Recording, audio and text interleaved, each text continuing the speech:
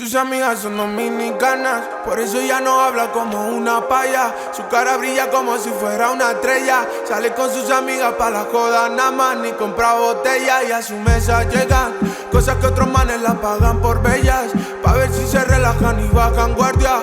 Pero su guardia no baja a cambio de nada, se saben cotizar. Ella y su grupo amiga aparecen las brats. Combina high class con ropa vintage. Si se enamoran es solamente el cash, como las cartas posan con el flash. Ella y su grupo amiga aparecen las brats. Combina high class con ropa vintage.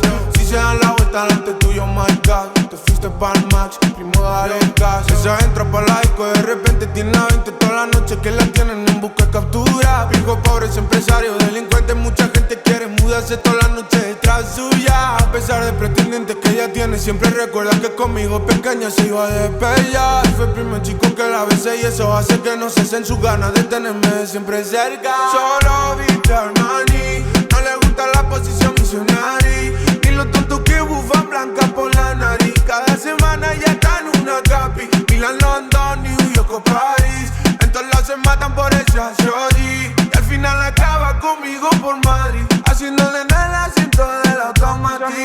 Ven cotizar, ella y su grupo amiga aparecen las brats. Combina high class con ropa vintage. Si se enamoran es solamente el cash, como las cartas posan con el flash.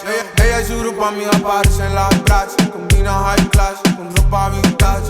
Si se dan la vuelta delante tuyo, my God, te fuiste pa'l max, primo dale gas. Esa entra pa' la disco, de repente tiene la 20 toda la noche que la tienen en busca de captura. Viejo pobre es empresario, delincuente, mucha gente quiere mudarse toda la noche detrás suya. A pesar de pretendientes que ella tiene, siempre recuerda que conmigo pequeña se iba a despegar. Fue el primer chico que la besé y eso hace que no cesen sus ganas de tenerme siempre cerca. Solo viste Armani, no le gusta la posición misionaria, y los tontos que bufan blanca por la nariz. Cada semana ya está en una capi, Milan, London, New York o París. En todos lados se matan por esa shorty, y al final acaba conmigo por Madrid, haciéndole en el asiento del automático. Sus amigas son dominicanas, por eso ya no habla como una paya.